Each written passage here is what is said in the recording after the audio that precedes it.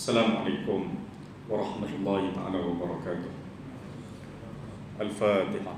A'udzu billahi minasyaitonir rajim. Bismillahirrahmanirrahim. Alhamdulillahirabbil alamin.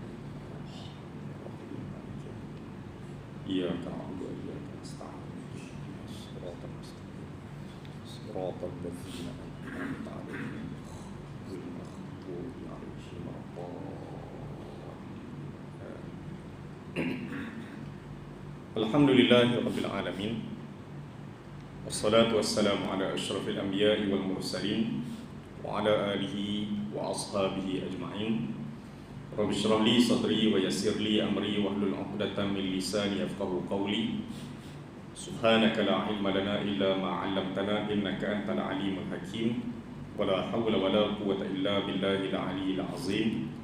Wala hawla wala quwwata illa billahil aliyyil azim. Wala hawla wala quwwata illa billahil aliyyil azim. Amma ba'd. Yang mulia Tuan Imam, pengurusi surau dan seluruh ahli jawatan kuasa, tuan-tuan haji, puan hajah, para ustaz, ustazah, muslimin dan muslimat, hadirin sidang jemaah yang dirahmati Allah Ta'ala sekalian. Alhamdulillah, kita panjatkan setinggi-tinggi kesyukuran kepada Allah Subhanahu wa Ta'ala, kerana dengan limpahan rahmat dan kurniaan daripadanya kita berpeluang untuk sama-sama hadir pada malam yang berbahagia ini bagi mengikuti kuliah maghrib bulanan setiap hari Sabtu yang ketiga pada setiap bulan, untuk sama-sama kita mengikuti pengajian menggunakan kitab Hadis 40 yang disusun oleh Imam An-Nawawi rahimahullah. Kita telah berehat panjang 4-5 bulan, dan pertemuan kita pada bulan Julai yang lalu, saya telah beri perhatian kepada kuliah khas berkaitan dengan hikmah berlakunya penularan wabak COVID-19 ya, pada kuliah kita pada bulan Julai yang lalu.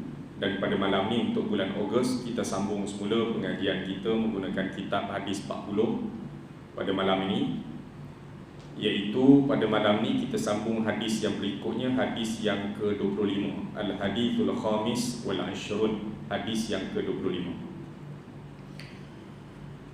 An Abi Dzarrin radhiyallahu anhu aidan anna unasan min ashabi Rasulillah sallallahu alaihi wasallam qalu lin nabiy sallallahu alaihi wasallam, ya Rasulullah, Dhahaba ahlud duthur bil ujuri yusalluna kama nusalli wa yasumuna kama nasumu wa yatasaddaquna bi fuduli amwalihim.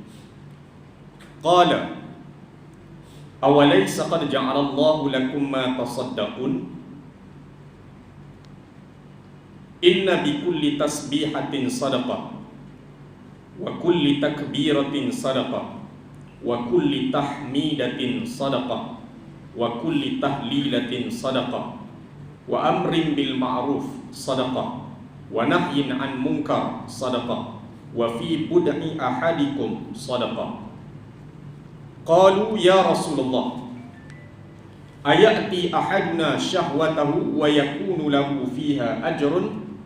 Qala ara'aytum law wada'aha fi haramin akana alayhi wizrun?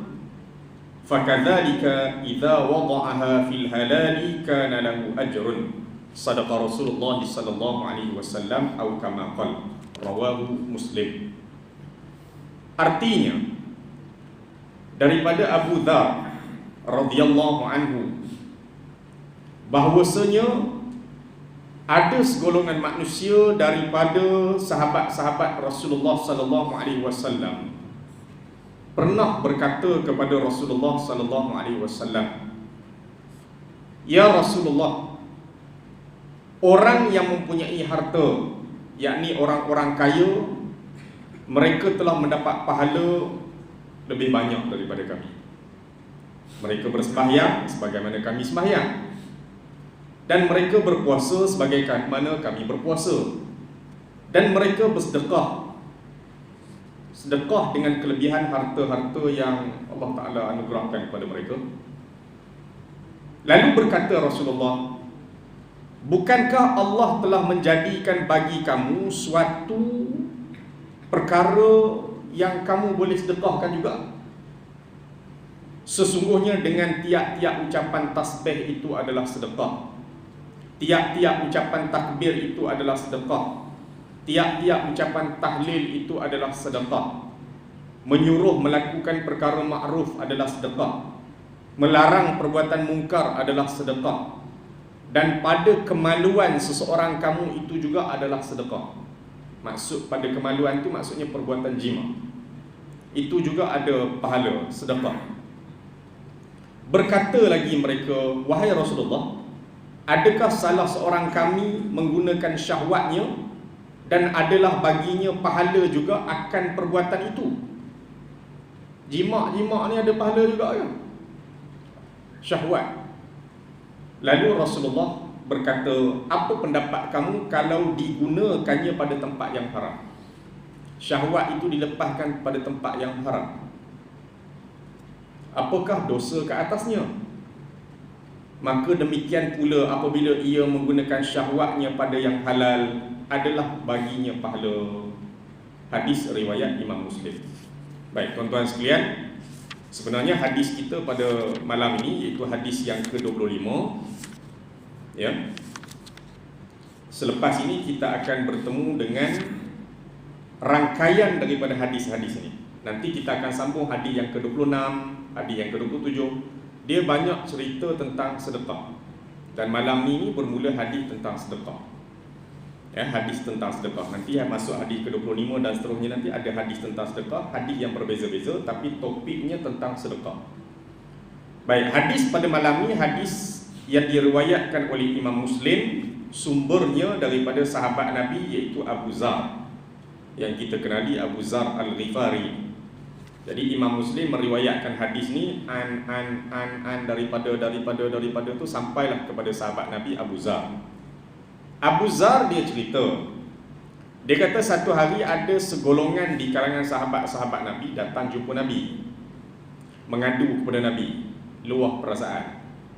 Jadi saya rujuk dalam beberapa kitab hadis yang lain, segolongan sahabat Nabi ini kebanyakan mereka adalah orang muhajirin yang berhijrah daripada Mekah ke Madinah bersama dengan Nabi dulu.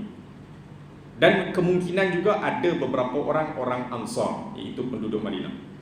Ya. Kalau dalam kitab hadis dijelaskan seperti itu. Kebanyakan yang datang jumpa Nabi itu, iaitu segolongan sahabat Nabi yang datang jumpa Nabi itu, iaitu orang muhajirin, orang yang berhijrah daripada Mekah ke Madinah. Jadi waktu duduk di Madinah ni, ada segolongan di kalangan mereka datang jumpa Nabi. Siapa cerita benda ni? Abu Zar. Abu Zar cerita ada segolongan di kalangan sahabat Nabi datang jumpa Nabi. Bermakna mereka ni orang susah. Orang susah, orang miskin, duit tak berapa ada. Mereka mengadu kepada Nabi apa dia? Untunglah orang kaya. Untung orang kaya. Banyaklah pahala orang kaya. Ya. Apa dia orang kaya ni? Kelebihan mereka dapat. Mereka semayang, kami pun semayang juga. Maknanya mereka dapat pahala semayang sebagaimana kami lah. Mereka puasa, kami pun puasa juga. Tapi sampai bab sedekah, mereka boleh bersedekah dengan harta benda yang Allah Ta'ala berikan pada mereka. Nak luah perasaan tu, nak luah perasaan kat sini lah ni, kat bab ni. Untunglah orang kaya, dapat pahala semayang, dapat pahala puasa, sedekah lagi. Kita ni orang susah ni, bolehlah pahala semayang, boleh pahala puasa. Sedekah kita tak boleh nak buat lah macam orang kaya. Jadi ada segolongan sahabat Nabi ini orang miskin di kalangan orang muhajirin, kerana mengadu kepada Nabi tentang masalah itu. Jadi malam ni kita nak bincang tentang apa jawapan Nabi itu.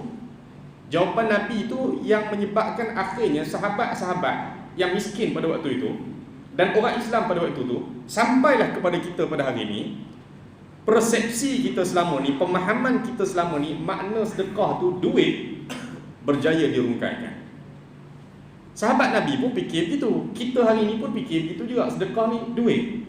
Tiba-tiba jawapan Nabi kepada sahabat-sahabat yang miskin ini, yang susah ni, memberi gambaran kepada kita luahnya sedekah dalam Islam. Bukan hanya material, kebendaan yang boleh dilihat dengan mata kasar.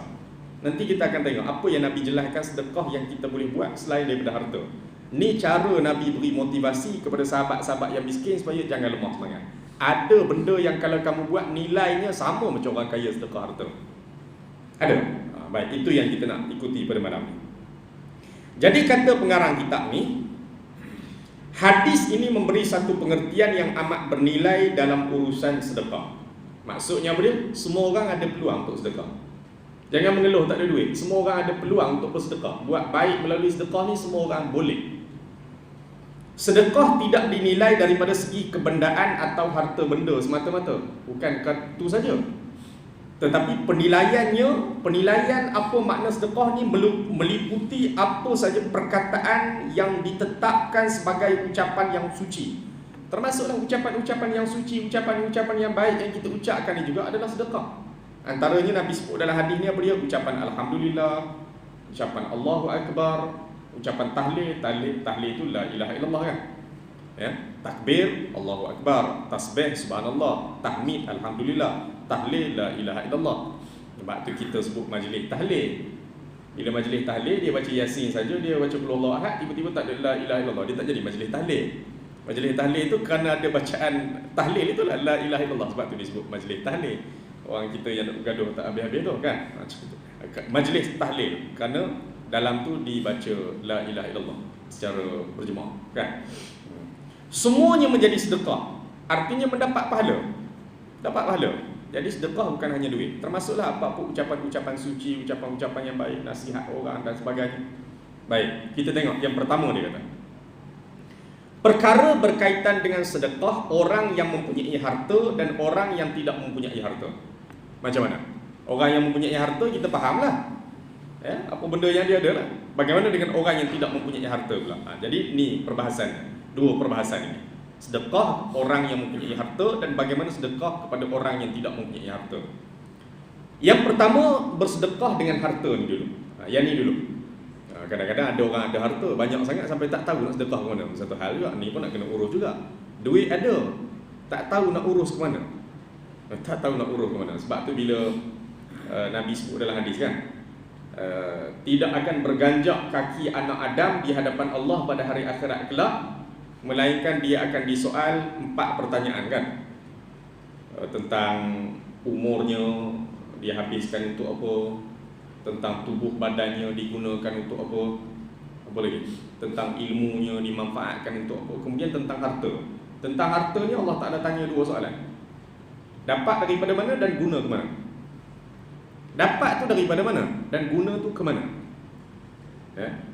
Sebab tu kalau dalam bab harta ni kita baca nasihat daripada siapa? Imam Al-Ghazali kalau tak silap saya. Imam Ghazali kata dia, manusia dalam bab harta ni terbahagi kepada 4. Ada orang dapat harta daripada jalan yang halal, belanja pun tempat halal. Ada orang dapat harta daripada jalan yang halal, belanja ke tempat haram. Ada orang yang dapat harta daripada jalan yang haram, belanja tempat halal. Ada tak? Menang judi tu belanja kawan minum air. Dan yang keempat, ada orang yang dapat harta daripada tempat yang haram, belanja pun ke tempat yang haram. Ni celaka lah. Ya? Jadi Imam Ghazali kata orang dalam harta ni ada 4 jenis. Halal, tempat halal. Halal ke tempat haram. Haram ke tempat halal. Haram ke tempat haram. Begitu. Baik. Jadi bersedekah dengan harta ni bagaimana bagi orang yang ada harta ni? Kata pengarang kitab ni, dia kata hadis tersebut, hadis yang kita baca tadi, menerangkan tentang sedekah orang yang mempunyai harta atau orang kaya yang beruntung dengan mendapat ganjaran dan pahala yang banyak dari harta yang mereka sedekahkan. Untunglah orang kaya kan? Boleh keluar duit zakat, boleh wakaf, boleh begini, macam-macam. Keuntungan seperti ini tidak didapati oleh orang fakir ataupun miskin oleh kerana ketiadaan harta yang hendak mereka sedekahkan. Sebab tu adalah ada sekelompok datang mengadu kat Nabi tu. Untung orang kaya. Kami ni pahala sembahyang puasa boleh kan? Boleh lah. Harta tak ada. Keadaan ini mendatangkan kegelisahan hati hingga mereka beritahu keadaan gelisah hati mereka tu kepada Nabi. Gelisah lah kami ni. Rasa bersalah kami. Nak sedekah tapi tak boleh buat macam orang kaya. Gelisah. Tak boleh buat benda baik tu rasa bersalah. Waktu sahabat seperti itu. Tak boleh buat baik macam orang lain tu rasa bersalah. Duka cita, sedih. Dia tak macam kita kadang-kadang. Tak terpilih buat tu apa-apa tugasan. Orang buat program surau, tak pilih pun kita buat kerja apa-apa kan. Mari bahagian makan kan. Basuh pinggan pun tak, siap tempat pun tak. Sonok kan, tak ada tugas. bagi makan. Tapi sahabat Nabi ni rasa gelisah bila tak dapat buat benda baik. Khasnya sedekah, gelisah. Jadi mengadu pada Nabi. Mengadu pada Nabi bahawa orang-orang yang mempunyai harta mendapat pahala yang kami tidak mendapatinya.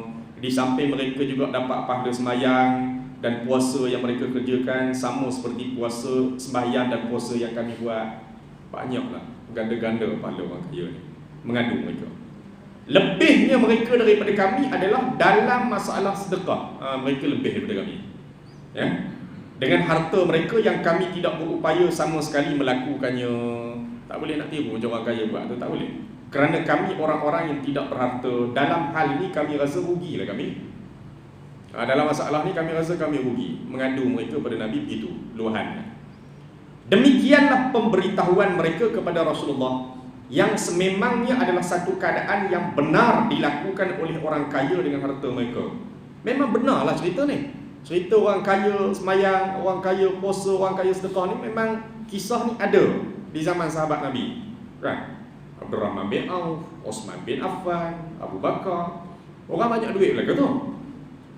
Dah semayang lagi, puasa lagi, boleh sedekah lagi. Abdurrahman bin Auf, Osman, Abu Bakar ni. Abu Bakar tu bebaskan hamba. Berapa hamba dia bebaskan? Waktu kena seksa di Mekah dulu. Dia antara yang bebaskan Bilal, kan? Bilal bin Rabah. Abu Bakar ni antara amalan dia setiap Jumaat dia bebaskan hamba. Waktu duduk di Mekah dulu, waktu zaman perhambaan. Untung orang kaya. Yang demikian mereka telah berlebih dalam pahala, iaitu satu kelebihan yang tidak menyenangkan hati orang-orang fakir. Rasa dengki lah juga, cemburu. Ni dengki yang positif lah ni. Kita dengki dan kita nak buat baik juga. Bukan dengki kemudian khianat orang tu buat baik. Dah, dengki yang positif lah ni. Kita rasa nak buat juga. Kerana mereka tidak mampu mendapatnya dan kerananya mereka tidak berpeluang langsung untuk bersedekah sebagaimana yang dilakukan oleh orang-orang kaya. Inilah sebab yang menggelisahkan mereka dan apa lagi mengingatkan bahawa sedekah ni adalah dalam bentuk harta dan tidak dinamakan sedekah melainkan dengan harta. Jadi pertama tengok orang kaya boleh sedekah dengan harta, kecil hati. Yang keduanya jadi gelisah tu bukan apa. Selama ni duk faham sedekah-sedekah ni harta. Itu yang jadi gelisah tu. Maknanya sampai mati tak ada peluang ni lah silap-silap. Kerana selama ni persepsi ni, cara fikir ni, sedekah ni benda, harta, benda boleh tengok. Rupanya bukan kita saja fikir macam tu hari ni. Sahabat Nabi dulu pun ada yang berfikir macam tu. Baik. Akhirnya Rasulullah memberi penjelasan kepada mereka untuk menghilangkan gelisah dalam hati mereka itu, bahawa untuk mendapatkan pahala sedekah tidaklah mesti dengan harta. Tak semesti dengan harta, tetapi boleh dengan yang lainnya, sebagaimana yang diterangkan itu Nabi teranglah selepas tu pada mereka ni. Sebab tu Nabi kata, bukankah pada diri kamu juga ada sesuatu yang kamu boleh sedekahkan, yang Allah tak ada sediakan pada kamu? Jadi peliklah juga. Apa benda yang Allah tak ada bagi pada kami boleh sedekah? Baik. Ni masalah sedekah dengan harta. Kelebihan sedekah ni semua kita sedia maklum. Kelebihan sedekah. Yang kedua, bersedekah dengan selain daripada harta ni apa dia?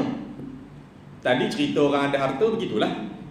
Yang kedua ni masalahnya sedekah dengan yang lain daripada harta, yang Nabi jelaskan tadi. Apa dia yang kita boleh buat? Dalam penjelasan Rasulullah pada hadis tersebut dihuraikan satu persatu. Ya, Nabi kata apa dia? Bukankah Allah telah menjadikan bagi kamu satu benda yang kamu boleh sedekahkan? Maknanya pada diri kamu tu juga Allah Ta'ala ada sediakan benda yang kamu boleh sedekah. Tak tahu ke? Tak nampak ke? Ada. Kerana sedekah tidaklah semata-mata dengan harta, tetapi boleh pula dengan benda-benda lain. Boleh. Lalu Nabi pun terangkan perkara yang dapat dijadikan sedekah itu dengan mengatakan, pertama Nabi kata apa dia? Setiap ucapan takbir yang kamu ucapkan itu, Allahu Akbar, Allahu Akbar, Allahu Akbar. Ni lepas mayang ni 33 kali, lepas subuh, lepas zuhur, asar. Allahu Akbar, Allahu Akbar. Tu dapat pada sedekah tu ucap Allahu Akbar. Kemudian ucapan tahmid, Alhamdulillah, Alhamdulillah, Alhamdulillah, dapat pahala sedekah. Ya. Kemudian ucapan tahlil, ya, la ilaha illallah, ucapan tasbih, subhanallah, yang kita ucapkan tu tak kira lah berapa kali pun sehari tu. Semua tu sedekah. Ya. Menyuruh melakukan kebaikan, sedekah. Melarang orang buat benda mungkar, sedekah. Juga menjadi sedekah kerana melakukan hubungan antara kamu dengan suami isteri. Jadi syahwat tadi, jima antara kamu dengan suami isteri itu dapat pahala sedekah. Baik. Jadi bila sampai kepada masalah jima' ni, syahwat ni, timbul terus pertanyaan di kalangan sahabat-sahabat tadi, segolongan sahabat yang mengadu pada Nabi tadi, terus tanya soalan, wahai Rasulullah, jima' ni dapat pahala juga? Kita duk ingatkan jima' ni cerita benda dunia seronok-seronok macam tu je lah, kan, antara lelaki bini ni. Jadi mereka tanya pada Nabi, ya Rasulullah, adakah berpahala juga bagi salah seorang kami yang melakukan hal itu? Hal itu tu apa dia? Jima' tadi lah. Sebab ada rasa jima' ni seronok-seronok macam tu je. Tapi bijaksananya Nabi, kalau kita baca ada satu kitab dikarang sekitar 40 kaedah Nabi dalam mendidik para sahabat, dalam mendidik umat. Antaranya apa dia? Orang tanya soalan, Nabi tak jawab soalan itu, tapi Nabi timbulkan balik pertanyaan. Itu salah satu kaedah pendidikan, kan? Salah satu kaedah pendidikan. Mereka tanya pada Nabi, adakah dapat pahala juga perbuatan kami tu, jima' tu? Nabi tak jawab dapat pahala ke tak, tapi Nabi tanya balik soalan, apa pandangan kamu kalau dilepaskan syahwat di tempat yang haram? Orang tanya lain, kita tanya soalan pula. Nampak bijak? Bijak lah. Dan Nabi tu memang bijak lah cara soalan Nabi tu. Apa pandangan kamu kalau dilepaskan syahwat dia pada tempat yang haram, pada perempuan yang haram, perempuan yang dia tak layak untuk lepaskan syahwat, zina dan sebagainya lah. Adakah haram atasnya? Akhirnya orang yang tanya sendiri yang jawab soalan, haram wahai Rasulullah. Begitulah sebaliknya kata Nabi, kalau dilepaskan syahwat di tempat yang halal, perbuatan itu dapat pahala dan perbuatan itu dikira sedekah. Maknanya kita berbuat baik kepada isteri yang halal itu dikira sebagai sedekah. Dan bila sedekah artinya berjima' tu berpahala lah. Jima' tu pahala. Tak kira lah, tua ke tak kira lah, kan? Boleh lagi lah, kan? Baik. Inilah penjelasan Rasulullah kepada orang fakir di kalangan orang muhajirin. Boleh jadi sebahagian besar yang datang jumpa Nabi itu orang muhajirin. Dan tak pelik lah kalau kata orang muhajirin. Memang orang muhajirin ni berhijrah daripada Mekah ke Madinah dengan Nabi ni, kebanyakannya selai sepinggang. Selai sepinggang. Salman Al-Farisi hijrah. Kan dia ni datang daripada Parsi. Datang ke Mekah memeluk Islam. Kemudian bila Nabi hijrah, mereka pun hijrah juga ke Madinah. Salman Al-Farisi ni bila nak berhijrah daripada Mekah ke Madinah, dia ditahan oleh pemimpin Mekah. Sampai pemimpin Mekah kata pada Salman, kamu ni dulu datang daripada jauh mari ke Mekah. Datang dulu dalam keadaan miskin, dalam keadaan bangsat, tidak ada apa-apa, tiba-tiba kamu cari kekayaan di Mekah. Dapat kekayaan, kamu nak bawa segala kekayaan kamu pergi ke Madinah. Kata Salman, bagaimana kalau aku tinggalkan semua kekayaan ni? Kamu lepas tak aku pergi ke Madinah? Kata mereka, lepas.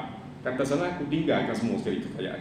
Maka Salman Al-Farisi hijrah ke Madinah selai sepinggang. Maka tak pelik lah kalau cerita ni tentang orang muhajirin. Logik lah, memang pergi ke Madinah tak bawa apa-apa. Baik. Inilah penjelasan Rasulullah kepada orang fakir di kalangan orang muhajirin yang sebelumnya mereka ni gelisah oleh kerana rasa kurang pahala, tak sebagaimana orang kaya. Sedangkan orang kaya beruntung dengan penambahan hasil sedekah dengan harta benda, tambah lagi semayang, tambah lagi pahala puasa, dapat lagi pahala sedekah. Gelisah, asalnya gelisah. Penjelasan ini menunjukkan bahawa untuk mendapat ganjaran sedekah boleh dengan cara yang lain daripada harta. Bila Nabi beri penjelasan, lega. Ingatkan duit je selama ni nak sedekah, ingatkan harta saja. Kerana pengertian sedekah adalah luas, tidak diperuntukkan secara terhad kepada orang kaya dan tidak pula tertentu jenis sedekah itu. Sedekah ni bukan dihadkan untuk orang kaya saja. Siapa kaya dia boleh sedekah. Dan sedekah ni bukan dihadkan kepada jenis benda-benda tertentu saja. Macam-macam benda boleh sedekah. Ni keluasan makna sedekah dalam Islam. Baik. Nanti ada penjelasan, mungkin kita rasa pelik. Kenapa ucap takbir dikira sedekah? Kenapa ucap tahmid alhamdulillah tu sedekah?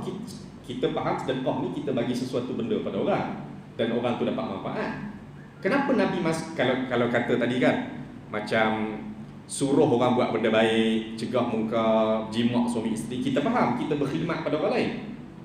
Tapi masalah takbir, tahmid, tahlil, tasbih tadi, ini kita sendiri yang ucapkan, tiba-tiba dalam Islam itu juga disebut sebagai sedekah.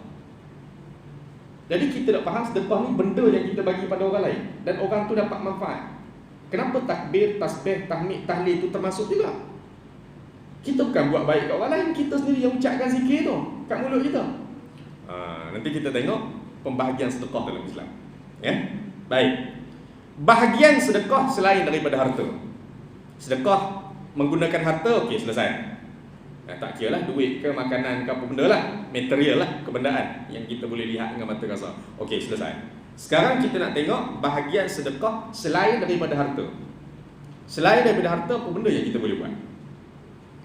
Bersedekah adalah untuk mendapatkan ganjaran Allah dan bukan untuk memperolehi satu balasan daripada manusia. Okey, itu kita semua sedia maklum. Ya. Kerana itu, maka menurut pengajaran daripada Rasulullah dalam hadis ini tadi, ganjaran itu boleh didapati dengan jalan sedekah harta dan dengan yang lain daripada harta, sebagaimana yang diterangkan dalam hadis ini. Sebab yang dimaksudkan adalah ganjaran ataupun pahala. Baik, sedekah selain daripada harta terbahagi pada dua. Sedekah dengan harta, okey, clear, jelas. Sedekah dengan harta jelas. Ikutlah apa benda duit ke apa benda terpulang. Ya. Adapun sedekah selain daripada harta, dia ada dua. Sebab tu Nabi masukkan sekali tu takbir, tahmid, apa semua, ajak orang buat benda baik, dia bercampur sekali tu. Apa benda tu? Menunjukkan di situ sedekah selain daripada harta ni ada dua jenis. Sedekah selain daripada harta ada dua jenis. Baik. Dan kedua-dua bahagian ini menghasilkan balasan daripada Allah sebagaimana yang dihasilkan melalui sedekah dengan harta. Sama sedekah harta dapat pahala sekian-sekian. Sedekah selain daripada harta terbahagi kepada dua jenis. Dan kedua-dua jenis tu pahalanya sama saja macam sedekah harta. Okey ya? Baik. Yang pertama kita tengok apa sedekah selain daripada harta. Yang pertama dulu. Ya. Yang pertama sedekah selain daripada harta iaitu seseorang mengerjakan kebaikan ataupun ihsan kepada orang lain. Kawan kita tak reti baca Quran, kita ajar dia. Bagi duit ke dia? Tak. Bagi benda ke dia? Tak. Dia tak tahu nak pergi mana tempat, kita pun tolong lukis peta nak pergi tempat sekian-sekian supaya dia tak sesat kan, cepat jumpa tempat tu. Sedekah duit ke? Tak. Memudahkan urusan orang lain. Bermakna kita buat satu benda yang memberi kemudahan kepada orang lain. Dia sedih, kita pujuk dia. Dia berlaku kematian, kita pergi gembirakan dia, beri motivasi, beri semangat. Duit ke? Bukan. Benda? Tak. Nasihat, teguran, motivasi, bimbing, orang tak tahu hukum hakam, kita tolong terang. Baik. Ini sedekah selain daripada harta yang pertama, iaitu kita berbuat baik ataupun ihsan kepada orang lain. Ada kalanya sedekah ni, kadang-kadang pengarang kitab ni sebut pada kita, dia kata ada kalanya sedekah dalam bentuk ini, iaitu beri khidmat, buat baik, ihsan pada orang lain ini, kadang-kadang ia lebih utama ataupun lebih afdal daripada bersedekah harta benda. Kadang-kadang sampai macam tu. Tuan-tuan, orang susah, kita hulur RM50. RM50 itu tahan lama mana dia makan? Tahan berapa hari RM50? Sehari bawa pergi kedai habis RM50 lah ni. Cuba dia jahil tak habis sembahyang. Tiba-tiba kita buat baik kepada dia dengan ajar dia sembahyang. Dia sembahyang tu boleh bertahan ibadat dia tu kepada Allah sampai berapa puluh tahun. RM50 dan sehari. Bukan kata jangan bagi duit tu, duit bagilah. Tapi kadang-kadang itu lebih afdal. Ajar orang tak erti, orang buat maksiat, kita tegur dia, nasihat dia, dia berubah dalam jangka masa panjang. Kemudian keluarga jadi lebih baik, anak cucu cicit keturunan dia berubah jadi baik, berpunca daripada kita beri nasihat pada dia seorang. Silap-silap sampai mati dia duduk dalam keadaan baik. RM50 dah lah, pergi kedai je habis. Sebab tu pengarang kitab ni kata ada kalanya sedekah seperti ini, iaitu buat ihsan, buat baik pada orang ni, kadang-kadang lebih afdal daripada sedekah harta benda. Kadang-kadang macam tu, ya. Misalnya seperti usaha mengajak orang buat baik, cegah kejahatan, mengajak dia taat pada Allah, cegah dia daripada buat maksiat. Manfaat daripada usaha ini tentulah besar kesannya daripada sedekah harta benda. Sedekah harta benda. Dia susah, kita bagi RM50. Habis, esok dia pergi minta kat orang lain pula. Tapi kalau kita tolong dia, mari sini, aku ajar satu kemahiran. Kamu bertukar, aku ajar bertukar. Lah dia boleh buka bengkel sendiri. Dia minta lagi tak RM50 kat orang lain lepas tu? Tak lah. Sebab tu budaya duk beri ni kadang-kadang jadi musibah pada umat ni. Duk bagi, akhirnya begitulah. Dia tak rasa nak perbaiki diri, usaha apa benda yang dia boleh buat. Dia rasa dia ni tak ada apa-apa. Padahal ada tubuh badan kita tu lampak kerak ni yang kita boleh manfaatkan kemahiran kita, khidmat kita dan sebagainya. Tapi kerana dia ajar dengan beri, akhirnya macam tu lah. Sebab tu orang tua-tua kata dia, jangan bagi ikan, bagi batang pancing. Bagi ikan, habis dia cari kita lagi, cari ikan lagi. Bagi batang pancing, ajar dia mancing. Lah, tiap-tiap bagi dia keluar sendiri. Dia lebih. Sebab tu dia kata kadang-kadang ini lebih besar manfaat daripada sedekah harta. Baik. Dan seperti mengajarkan orang lain akan ilmu yang berguna, apa-apalah kita ajar benda lain pada orang, ilmu-ilmu yang berguna, ajar baca Quran, menghilangkan bahaya di tengah jalan, berusaha mendatangkan sesuatu yang manfaat, fikir apa benda yang boleh datangkan manfaat untuk penduduk kita ni, kita fikir, kita rancang, kita cadang, ya. Mencegah sesuatu yang menyusahkan daripada manusia, dan juga berdoa dan memohon keampunan untuk umat Islam. Ini juga dikira sedekah, iaitu kita berbuat ihsan kepada orang lain. Ini juga sedekah selain daripada harta dalam bahagian yang pertama, ya. Begitu juga menjadi sedekah kepada orang yang menanam sebarang jenis pokok. Dia tanam pokok, kemudian dimakan buahnya oleh manusia ataupun makhluk lain. Tanam pokok dan bahan orang lain dulu, ya. Sama ada orang mencuri ke apa ke, ataupun memang kita tanam pokok tu niat nak bagi orang makan. Tanam pokok memang niat nak bagi orang makan. Nanti buah ni, buah rambutan ni ambil, bakar-bakar ambil, ya. Ataupun kita tanam, tiba-tiba orang curi, kan burung makan ke apa semua ke, dan kita redha benda tu, maka perbuatan tu dikira sedekah. Dalam hadis riwayat Imam Bukhari dan Imam Muslim, bersumberkan daripada Anas bin Malik, bahawa Nabi SAW, daripada Anas radhiyallahu anhu, Anas ceritalah Nabi pernah sebut tentang masalah benda ni. Nabi kata dia, ma min muslimin yaghrisu gharsan aw yazra'u zar'an fayakulu minhu insanun aw tayrun aw dabbatun illa kana lahu sadaqah. Tidaklah daripada orang Islam itu yang menanamkan akan tanam-tanaman atau menumbuhkan akan tumbuh-tumbuhan, kemudian dimakan daripadanya oleh manusia atau burung ataupun binatang, melainkan semuanya itu menjadi sedekah baginya. Tanam pokok ataupun apa-apa tumbuhan, elok naik dah pokok tu tumbuh, tiba-tiba dimakan oleh manusia atau burung ataupun apa-apa haiwan lain, semua tu dikira sedekah. Kalau kita tak pergi cari, kalau kita pergi buru sambil curi sepedak tu, tak ada lah kan. Baik, burung pun kita pergi lastik kerana makan buah petik kita sebiji dua, tak ada ya. Kita redha dengan benda tu, dia jadi sedekah. Jelas segala usaha kebaikan yang dilakukan oleh orang Islam untuk kebaikan orang lain, sama ada yang bersedekah itu dalam bentuk ilmu pengetahuan yang memberi manfaat kepada jiwa atau kepada fikiran, maupun yang bersifat perkara yang mendatangkan faedah kepada zahir. Sama ada kita ajar ilmu pengetahuan ke atau apa-apa lah, tapi selain daripada harta, bimbing dia ke apa ke, dia masalah kita beri semangat ke, motivasi ke, benda zahir lah tu. Semuanya menjadi sedekah bagi dirinya, walaupun manfaatnya adalah kepada orang lain. Sedekah tu tetap dapat pahala untuk diri kita, walaupun benda kita buat tu dapat manfaat untuk orang lain. Ni sedekah selain daripada harta dalam kategori yang pertama, ya. Pahala kita dapat, tapi manfaat tu dapat ke orang lain. Kita diajar dia Quran, dia dapat manfaat. Kita dapat pahala, ya. Kita ajar dia tunjuk jalan nak pergi ke mana-mana tempat, dia dapat manfaat, dia jumpa tempat tu, kita dapat pahala, ya. Baik. Bahkan menjadi sedekah pula buah-buahan atau tanaman yang berfaedah yang dimakan oleh manusia atau makhluk Allah, ataupun dicuri oleh orang yang tidak setahunya, orang yang kita tak tahu siapa-siapa pergi ambil benda tu, semua tu jadi sedekah. Baik, ni sedekah selain daripada harta yang pertama. Yang kedua, sedekah selain daripada harta yang kedua, ya. Tadi tuan-tuan ingat, sedekah selain daripada harta yang pertama, manfaat dapat pada orang lain, pahala dapat kat kita, pahala dapat kita. Yang kedua, sedekah selain daripada harta, iaitu sedekah yang dilakukan oleh seseorang kepada dirinya sendiri. Tak ada kena-mengena kat orang lain pun, tak ada kena-mengena kat orang lain, diri kita. Antaranya dia, kita berzikir.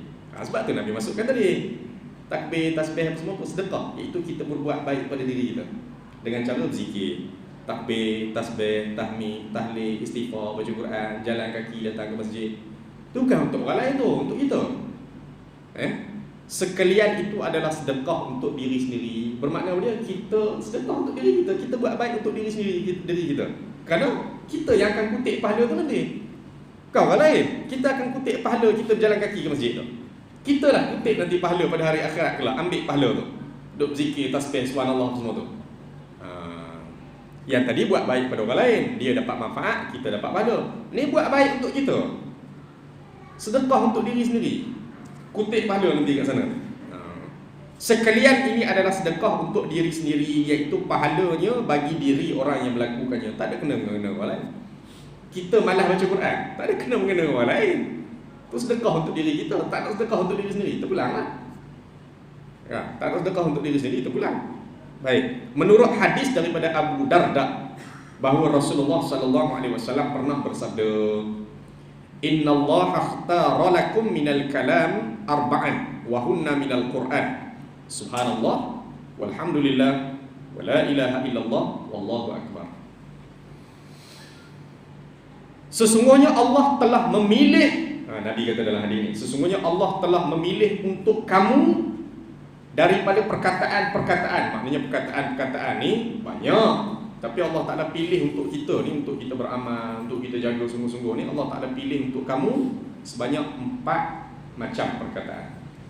Sesungguhnya Allah telah memilih untuk kamu daripada perkataan itu sebanyak 4 macam, 4 jenis, 4 perkataan lah, ya. Dan semua perkataan itu, sekalian perkataan itu, iaitu yang 4 tadi itu, semuanya itu daripada Quran, iaitu subhanallah, alhamdulillah, la ilaha illallah, Allahu akbar. Perkataan atas dunia ni macam-macam, perkataan baik, tapi Nabi kata beliau, Allah Ta'ala pilih untuk kamu 4 ni jaga sungguh-sungguh. Dan 4 ni, sekalian 4 ni merupakan daripada Quran. Memang 4 ni ada dalam Quran pun. Perkataan subhanallah dalam Quran, alhamdulillah, Allahu akbar, la ilaha illallah ada dalam Quran. Betul tu. 4 ni Allah Ta'ala pilih untuk kamu, Nabi kata. Kena jagalah 4 ni. Hadis ini menjadi dalil yang menunjukkan bahawa 4 kalimah ni adalah kalimah yang afdal selepas daripada Quran. Lepas daripada Quran ni lah 4 kalimah afdal untuk kita lazimi pada lidah kita, biasakan di lidah kita ni. Dan arti sekaliannya daripada Quran itu, maksudnya tasbih, tahmid, takbir dan tahlil memang sabit, memang tetap, memang ada dalam Quran. Pertama, 4 kalimah ni kalimah yang paling afdal kita baca selepas daripada Quran.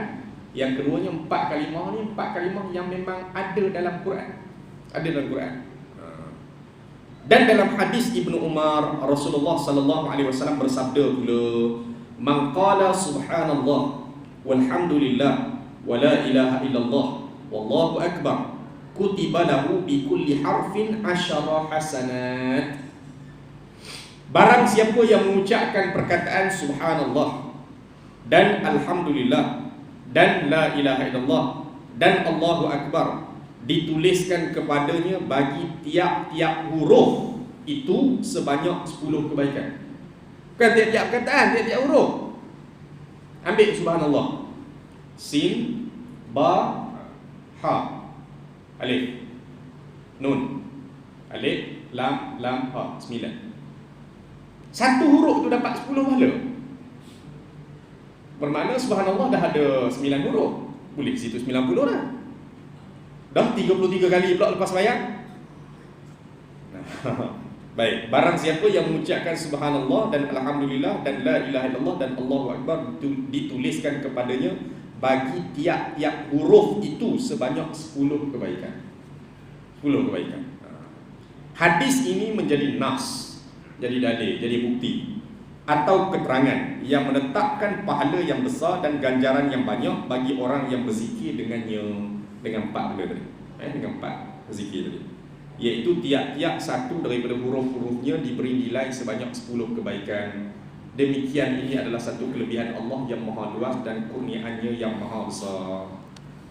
Tuan-tuan sekalian, dalam hadis yang lain Nabi kata dia, kullu ma'rufin sadaqah, tiap-tiap kebaikan adalah sedekah. Apa saja benda baik yang kita buat ni semua dikira sedekah, tak semestinya duit. Jadi bila kita baca hadis ni kita pun faham. Kita faham maknanya sedekah dalam Islam ni terbahagi pada dua. Pertama sedekah harta, yang kedua sedekah selain daripada harta. Sedekah selain daripada harta terbahagi kepada dua. Satu, manfaat untuk orang lain, kita dapat pahala. Yang kedua, manfaat untuk kita, kitalah yang tanggung dapat pahala tu nanti. Maknanya bila kita faham hadis ni, clear. Persepsi kita selama ni, tak ada duit Zat, tak tahu nak buat apa. Ada orang susah jalan tetangga kita, beri motivasi, beri semangat, ujuk, selesaikan masalah, ringankan beban orang yang lemah. Orang nak angkat barang tolong, orang nak pindah rumah tolong angkat barang. Nampak sampah tengah jalan di koridor tolong kutip. Oh, kalau kita nak tanya satu je, nampak benda yang sepatutnya buang tengah jalan, buang. Kita masuk tandas, kadang-kadang kita masuk tandas tengok ada najis orang, bukan kita punya. Nak marah juga, tapi cari siapa dia buang najis, main basuh tak tentu hala macam tu. Siapa nak mengaku? Kita ambil tanggungjawab, kita lah yang bersihkan tandas tu. Dapat pada sedekah. Dan ni di antara benda yang mengajar kita rendah diri, iaitu buat benda-benda kotor. Buat benda-benda kotor ni antara benda yang nak mengurangkan kita punya rasa besar diri dan sebagainya. Buat benda-benda seperti itu. Kita bungkukkan badan, bersih tandas dan sebagainya. Ini antara benda yang banyak lah yang kita boleh lihat. Tuan-tuan sekalian.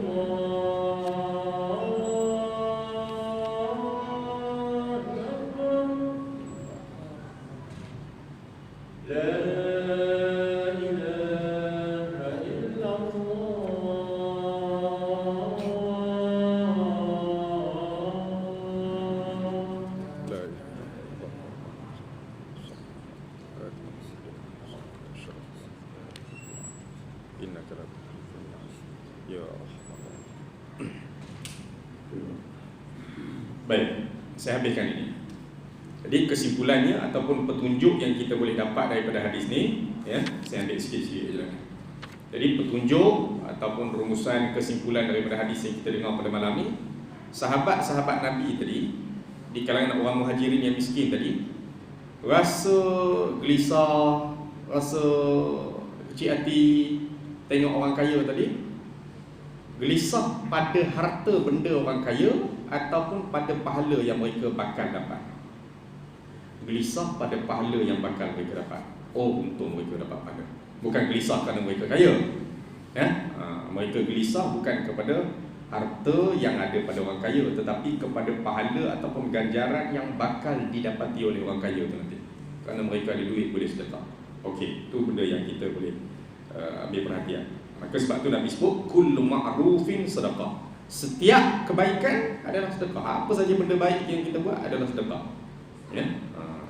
Benda yang baik yang kita buat adalah sedekah. Dan akhir sekali saya ambil satu hadis Nabi pada halaman 297 tu, termasuklah sedekah ni kita berbuat baik kepada ahli keluarga kita, suap makanan masuk dalam mulut anak kita. Kalau kita tak tolong suap, maknanya kita keluar cari rezeki tu nak suap makanan kat mulut anak lah tu maksudnya kan. Nak suap makanan kat mulut isteri tu. Apatah lagi memang nak manja dengan isteri nak suap kat mulut. Lagilah. Lepas tu dalam hadis, kita ambil hadis ni, hadis buku surat 296 ni ada dicatat bawah tu, hadis ini ghair ma'ruf, hadis yang tidak terkenal. Dia ada catatan. Jadi yang ni tak payah baca. Kita ambil 297 tu, iaitu hadis yang terkenal dalam perkara berkaitan dengan sedekah ni. Sabda Rasulullah kepada Sa'ad, innaka lan tunfiqa nafaqatan tabtaghi biha wajh Allah illa ujirta 'alaiha hatta al-luqmati tarfa'uha ila fimra'atik. Sesungguhnya engkau tidak akan membelanjakan akan satu perbelanjaan. Sesungguhnya engkau tidak akan membelanjakan akan satu perbelanjaan yang engkau qasadkan, yang engkau niatkan dengannya semata-mata kerana Allah, melainkan akan diberi pahala kepada engkau atas perbelanjaan itu, hinggakan sesuap makanan yang engkau angkatkan ke mulut isteri engkau. Semuanya jadi pahala. Baik, ni yang boleh kita ambil perhatian pada malam. Tuan-tuan sidang jemaah yang dirahmati Allah Ta'ala sekalian, kita berhenti setakat ini dulu. Mudah-mudahan kita dapat manfaat dan kebaikan untuk pertemuan pada malam ni, yang baik tentang Allah Ta'ala kuat daripada diri saya sendiri, boleh sampaikan hadis ini kepada rakan-rakan yang lain. Aqul qouli hadza wa astaghfirullahal azim li wa lakum wa lisairil muslimina wal muslimat fastaghfiruhu innahu huwal ghafurur rahim. Assalamualaikum warahmatullahi taala wabarakatuh.